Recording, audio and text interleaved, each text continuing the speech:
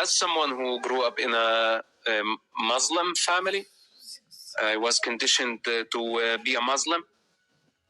Later on, I went to a Sharia school. I studied Islam. I memorized huge portions of the Quran. I read the Quran on a regular basis. I studied classic Arabic to understand the language of the Quran. I spent most of my childhood and up to my mid-20s in that environment. Islam is not a religion of peace. Bottom line. So and this is not according to one sect. This is according to the Quran itself. And all the Islamic sects, denominations, follow a major book, and that's Quran. And Quran in itself is not peaceful. The God of the Quran, Allah, is not peaceful. He's a very violent God. He's not tolerant. He hates the Jewish people. He hates the non-Muslims. And he gives the authority to the Muslims to punish the non-Muslims if they don't obey Allah, to function as the sword of Allah on earth. And this by itself is blasphemic, is wrong, is against the way of life, is against the way of evolution, it's against religion, it's against morality, it's against diversity. And those who claim that Islam is a religion of peace, they are liars. They are all paid actors. They are all compromised by their sheikh oil money. And they don't want to piss off Islamic political regimes and Islamic money and Muslim investors. And most importantly, they want to avoid the Muslim rage.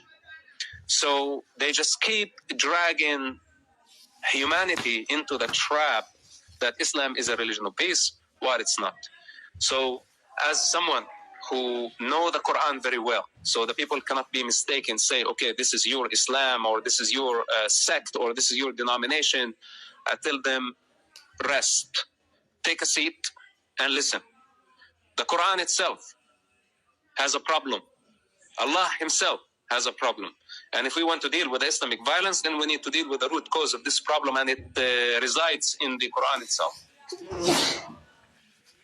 What about the millions of Muslims across the world who do not engage in jihad and who are peaceful? Then they are not Muslims. Then they're just nominal Muslims. They have been given the identity of a Muslim because they were born in that environment, and they don't have any other identity. They are just weak individuals, and they don't practice Islam. According to Allah, they are going to hell. But for some reason, they just keep clinging and hanging on this identity. Muslims. It's pathetic. It's disgusting. And they don't earn my respect to identify with something they don't understand, or to identify with a Nazi ideology and pretend to be peaceful. So Islam is not ethnicity. It's not even a religion. It's a totalitarian system. And this system does not see anyone outside of it, does not recognize anyone out of it. It's a mental illness, in other words. And the Muslims, whether they know what Islam is or they don't know what Islam is, as long as they identify with this sick ideology, I consider them psychopaths. I consider them sick people, and they must seek help. Yeah, there are. I think you called them nominal Muslims. I mean, you made a term for the millions of Muslims who are peaceful, and I just want to point out, they're not actors, right? Like there are millions of Muslims in this world who are peaceful. You can call them nominal if you want, but I just think it's worth noting, right? Isn't that an important fact? I think. Do you agree? No, I disagree. No. I disagree because in Islam, and you know that I rejected Islam totally many years ago. The Islamic law, okay, the Islamic law says, and this is according to Muhammad in a Sahih Hadith, if someone changes religion, Islam in this case, give him 3 days. If he does not return to Islam, kill him.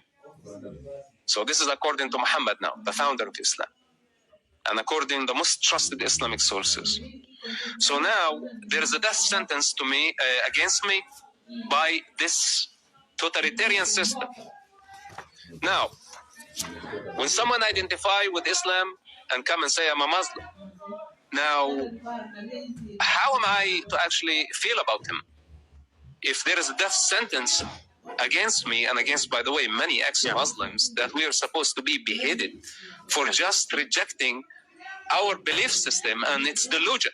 Right. So now for you, you can sit, you and the rest of the world, you can sit and reject my concern because you are not in the fire. There is no death penalty hanging over your head. There is no price over your head. You are sitting in comfort. We are fighting for our lives. Me and thousands of those who rejected the Islamic ideology. And there are perpetrators out there who want us dead. Now, when some Mustafa, because he was born that way, come and create a false sense that Islam is a religion of peace, they are already complicit in this crime. They are already taking the side of the enemy. They are already giving cover to those who want to harm me and harm the rest of civilians and the rest of non-Muslims across the world. This is why I stand firmly and say, what makes you a Muslim? Are you a practicing Muslim? Then you are a jihadist. Or at least you justify the jihad. If this is what you do, this means that you are my enemy. It's as simple as that. Now you tell me they are peaceful, not peaceful. How do I know? Jesus.